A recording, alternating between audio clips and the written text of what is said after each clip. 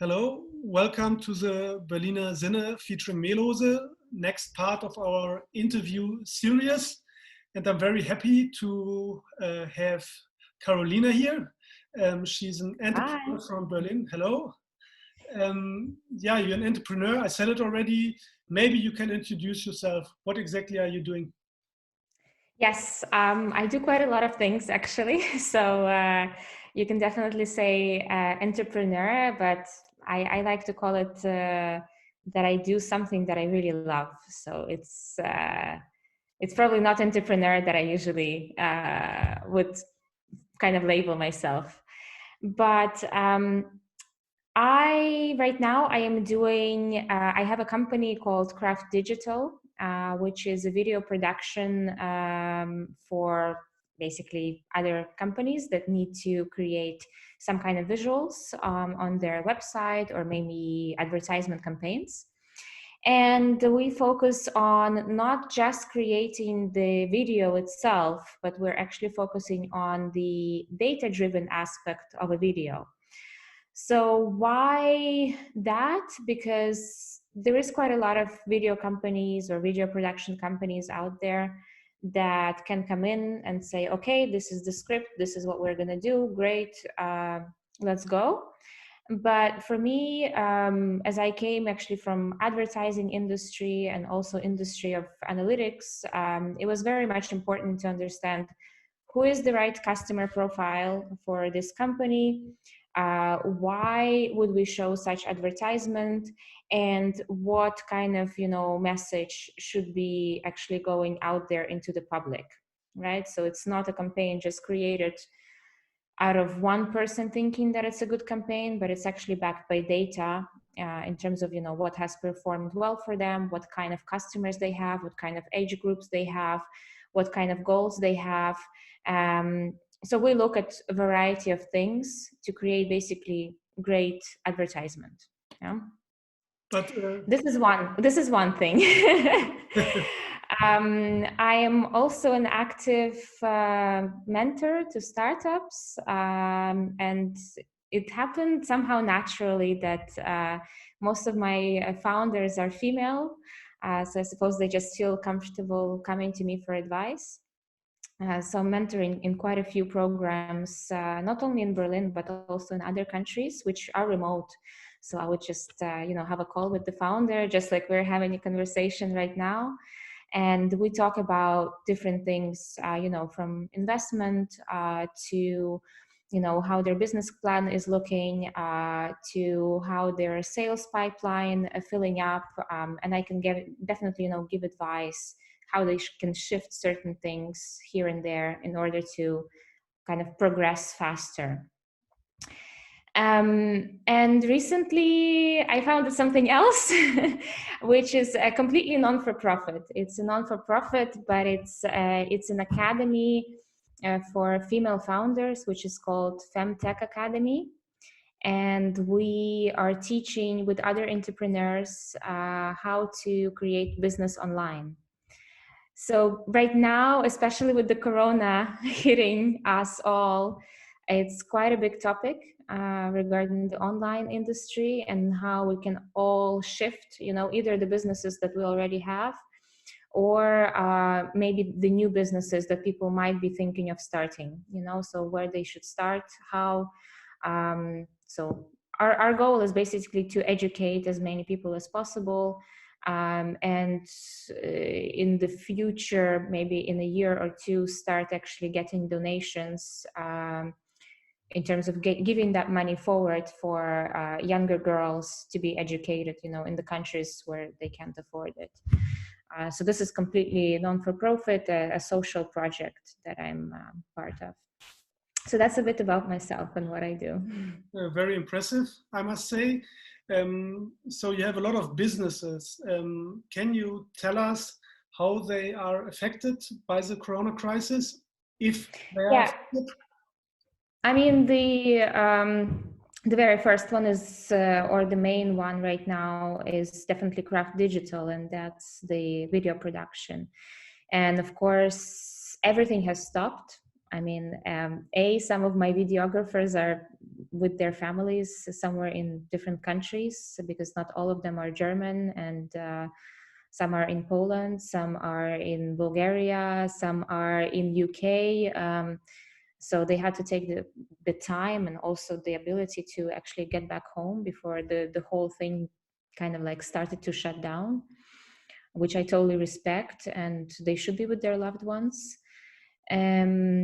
So, I mean, until probably 2 weeks ago, there was still a bit of movement where people were like, yeah, we're going to do this, and we're going to do this campaign, and let's create a strategy for this.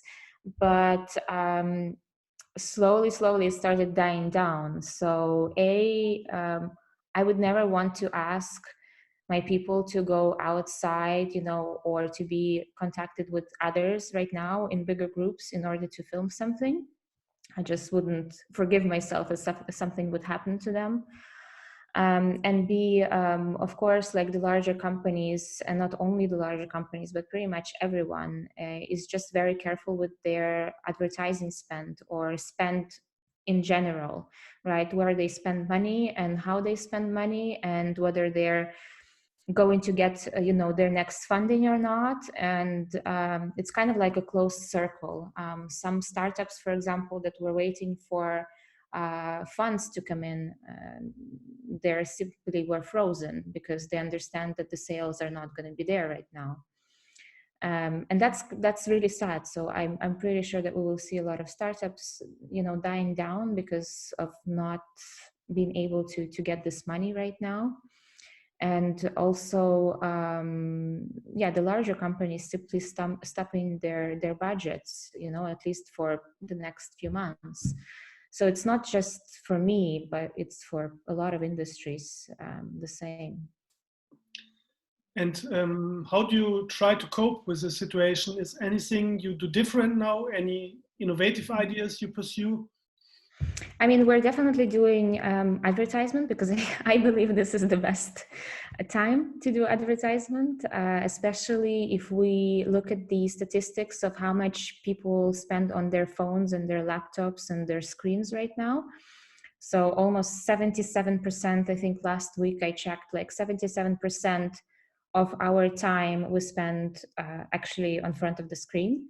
So this is the best time to do advertising or any type of campaigns, in order to get clients. For us, I know that it's going to be a long-term game. So it's nothing that is going to come through right now in the short term. It's more of a branding approach at the moment, where they see what we do and see our brand in front of their eyes more often. But we definitely are thinking about innovative ways how to work, for example, maybe with real estate. As you might know, not many people will want to go and see a flat right now because of the large amounts of crowds that usually would go see a flat. So we're trying to see, if we can actually provide video services for the real estate market in order for them to actually do virtual basically views of flats, right? To say yes or no, and if they're interested, maybe an additional, one-on-one over maybe like a Zoom or whatever, yeah? So there's a lot of different angles that we're trying to create, and we're also working with some of the clients in terms of actually data analytics, and not only, but also, market research, what is going to be happening as well. So quite a few clients are asking, okay, since the corona hit, what is it actually going to look like for us? Because we don't know how our sales are going to look like, how the trends are going to change, where and which way it's all going to be going. So we're working with quite a big team of data scientists and researchers in order to understand, where each company should be, let's say, kind of pivoting a bit. So that's probably one of the largest things that we're doing right now. Not so much video, because it's quite restricted at the moment, apart from maybe like some graphical design that we can create, but the rest is data and research driven at the moment. And how would you describe your mood? I mean, for everybody there are a lot of problems, but how do you take it? Do you manage to stay positive, or? Yeah, I'm super positive. I'm not really a person that would kind of be down. I think it's not the best time, that's for sure. But I like to look for pluses in everything that is happening. And of course, a lot of people are gonna, lose their jobs, and they're losing already. A lot of companies might be shutting down, but I also see that there could be a lot of opportunities for others to pick up these, let's say, these fruits, right, and actually survive during this time. So I look for positive things that can bring to our business, and not so much negative. Yeah, and even if something doesn't work out, I usually move on to the next thing. I have a lot of ideas all the time. So I usually sleep and have ideas, and I would wake up and write them down. So it's kind of ridiculous. But I'm super positive. So I think this is the best time right now to be positive and to be really actually using this time to create values for others. And I have to be honest, like I've never had so many calls in my life. I think I'm working more than before Corona. And I'm completely full from like early morning until the late evening. And right now, for example, we're talking, it's 8:46 now, and my day is full of calls, and fantastic calls, which potentially will then convert into clients. Maybe it's not right now, but the thing is that we have to be patient, and that's okay. And I understand this. And that's probably one of the biggest learnings that I learned quite a few years ago, that sometimes a lot of businesses need patience. And once you have this patience, but you still continue building your pipeline of clients, at certain point, it will hit. So I'm not so worried about it. I mean, all of our people that are working for us are also doing great. They're not left without a job. We have other things for them to do. So we're like, let's say we were mobile from day one. So for us, it was not such a big, maybe hit, right? Where we have a huge office, or, everybody is actually remote. So for us, it's pretty good. And I also saw that you make some videos like how to survive in times of crisis, something like that. Yeah. Tell me about that. Yeah, so I decided, this is actually before the Corona hit, I decided, okay, I will start my own YouTube channel where I'm going to be interviewing founders about different things and how they started their business, and how profitable they are, and getting into the dirty things of business. And now that I can do it face to face, I don't know if I want to do it on Zoom. I don't think it's going to be the same entertainment piece for YouTube. It's a bit different audience.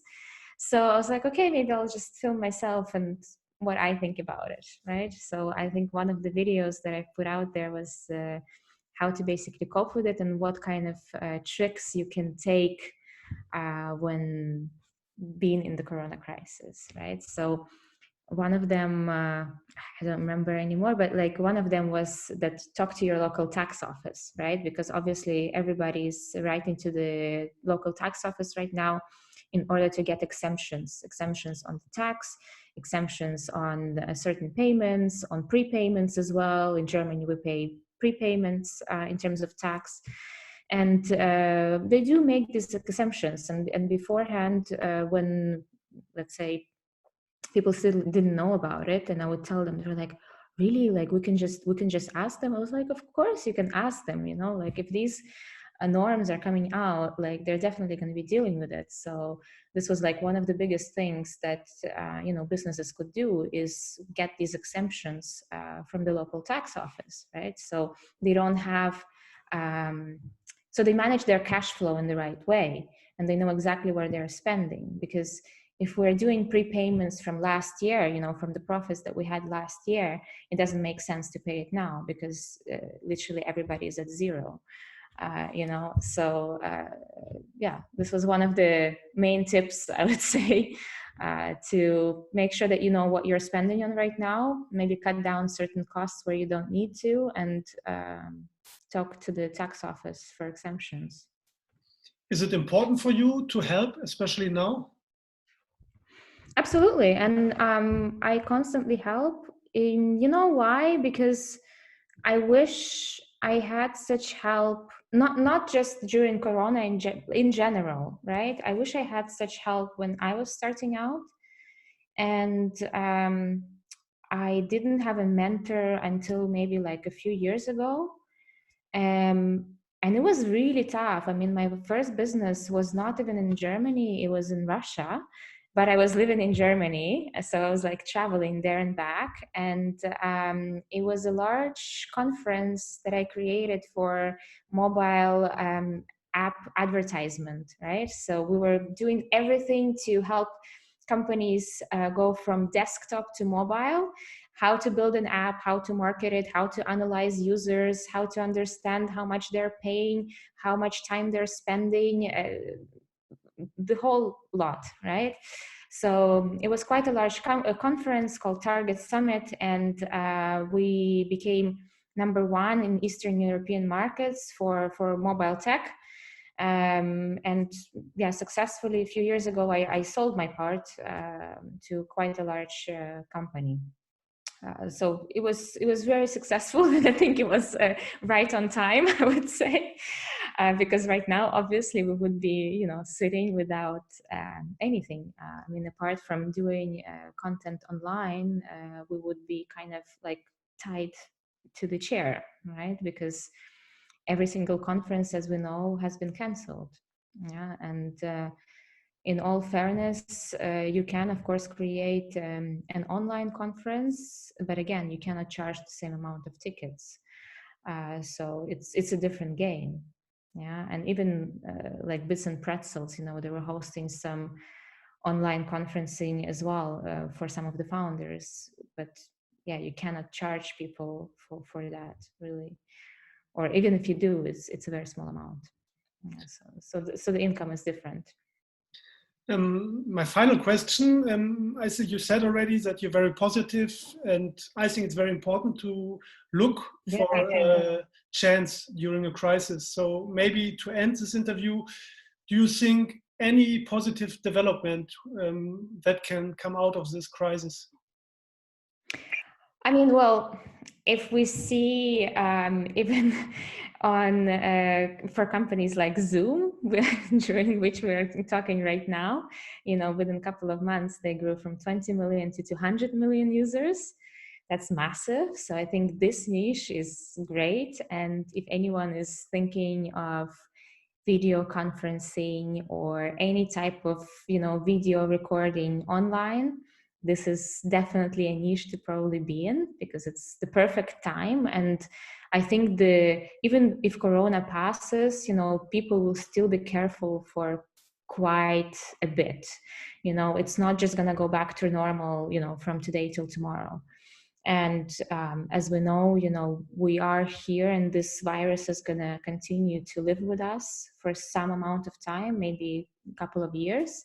So people will still have to adopt and switch to more mobile ways, of talking, of meeting each other, maybe of less travel, which is not bad. It's only better for our environment. So anything that has to do with online conferencing, fantastic. Anything that has to do with online content, e-commerce, I think is also very good, because the numbers of these companies are literally growing by minutes. And also, I would say, if we look at some of the other opportunities, so not only these niches are good, right? Like there's also other niches that are medical niches. Maybe there are startups that have already started, creating certain technologies.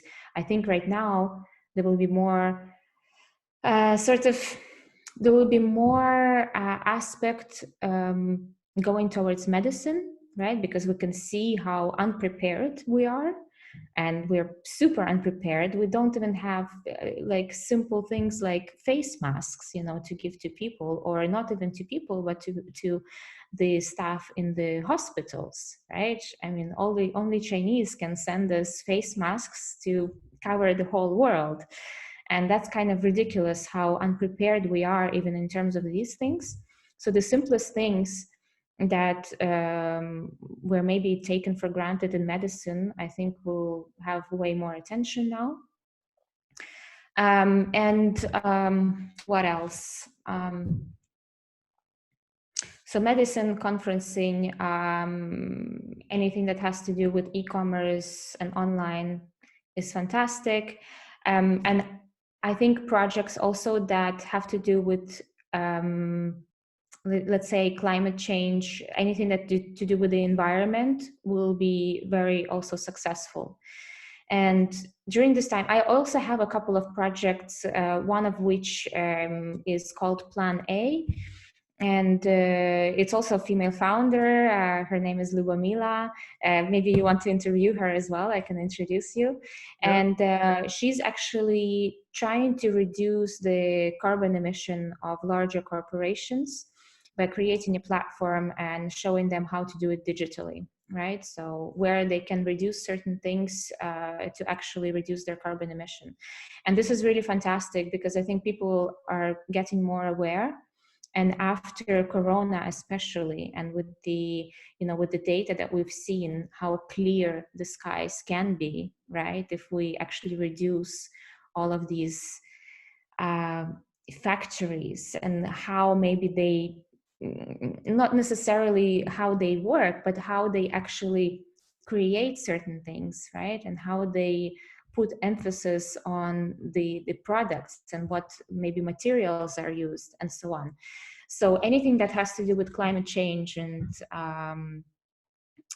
you know, us being aware what we're eating and what type of products we're buying, anything that has to do maybe with bio products or products that are organic, or, you know, I think people will be way more aware of these things, you know, not to eat and do and drink shit, but create actually good stuff.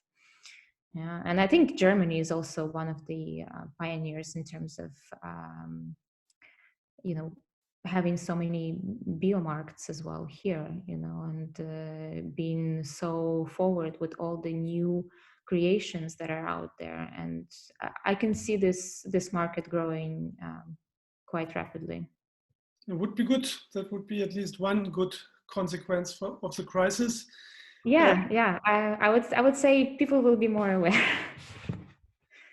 Thank you very much. It was very interesting talking to you. You made a lot of very good points. Yeah, let's hope that the crisis is over soon and then we can get back to work. I hope so too. Thank you very much. And if you ever need other help, let me know. I will. Thank you.